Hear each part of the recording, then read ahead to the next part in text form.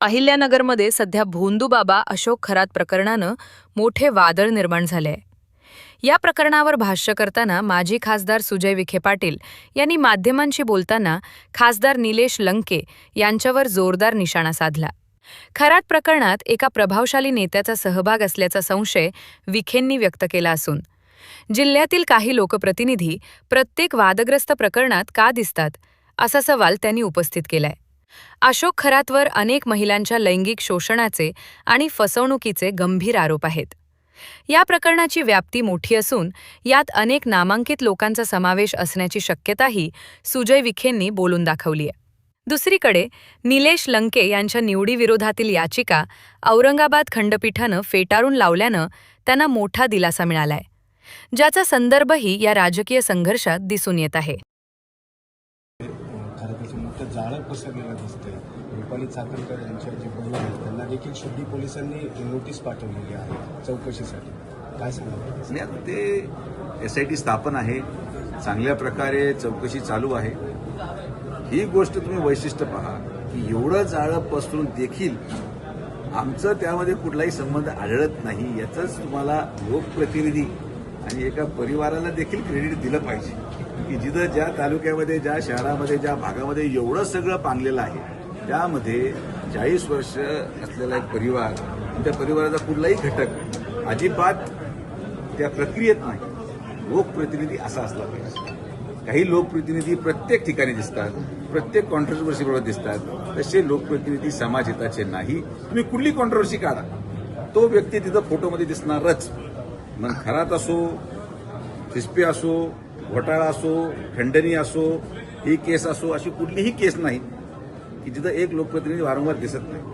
आणि इथं एक असा परिवार आहे जो 40 वर्ष जिल्ह्यामध्ये राजकारण करतोय, पण त्याच्या मतदारसंघामध्ये खाली जे काही झालं त्या प्रक्रियेमध्ये कुठंही लांबपर्यंत आपला कुठलाही संबंध आढळून येत नाही. माझं सांगायचं तात्पर्य एवढंच की खरात प्रकरणामध्ये जे गोष्टी घडल्या त्या निष्पाप लोकांचं बळी गेला.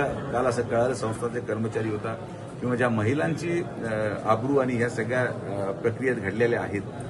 तर पोलीस योग्य ती कारवाई करेल आणि अजून भरपूर गोष्टी उघडणार आहेत. अजून आपण अकाउंट स्टेटमेंट्स आता बाहेर पडायला लागले आहेत.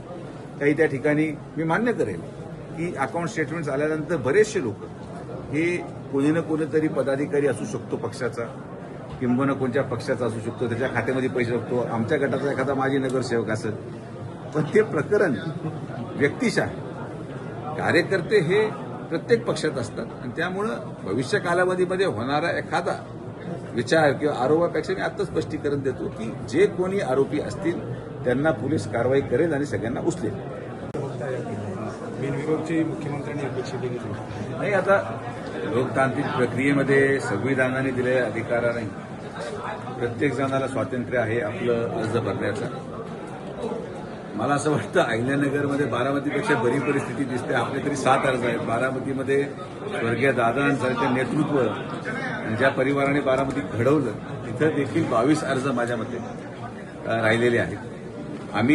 आपल्याकडे 32 अर्ज होते. आम्ही बऱ्याचशा लोकांना विनंती केली आणि कुठेतरी 7 अर्जांवर येऊन ही निवडणूक येऊन थांबलेली आहे. तर आता निवडणूक लागलेली जरी असली तरी मला असं वाटतं की स्वर्गीय कर्डिले साहेबांचं जे काम राहिलेलं आहे राज्यामध्ये माननीय मुख्यमंत्री महोदयांच्या नेतृत्वामध्ये, पालकमंत्री महोदयांच्या जिल्ह्यामध्ये नेतृत्वामध्ये जे कामं झाले त्या आधारावर अक्षय कर्डिले हे जनतेच्या आशीर्वादाने भारतीय जनता पार्टी आणि महायुतीचे आमदार म्हणून आपल्याला येत्या 4 मेला दिसतील. तरी पवारांचा दुपटीपणा दिसतोय, कारण बारामतीमध्ये उमेदवार न देणं आणि या ठिकाणी उमेदवार. मला असं वाटतं की हे राजकारण बरंच जुनं यांच्या माध्यमातून महाराष्ट्रामध्ये घडत आलेलं आहे. आणि हेच माझं म्हणणं आहे की जर महाविकास आघाडी बारामतीसाठी सगळं करू शकते तर ते राहुरीसाठी का नाही. शेवटी दोन्हीही परिस्थित्या एक समान होत्या. स्वर्गीय दादा त्यांचं नेतृत्वही तेवढंच सक्षम होतं. दादांनाही जवळपास 6-7 टर्म झाले होते. स्वर्गीय कर्डिले साहेब पण 6 टर्म आमदार राहिलेलं व्यक्तिमत्व आहे, जिल्ह्यातलं व्यक्तिमत्व आहे. पण आता हे काय माझ्यासाठी नवं नाही.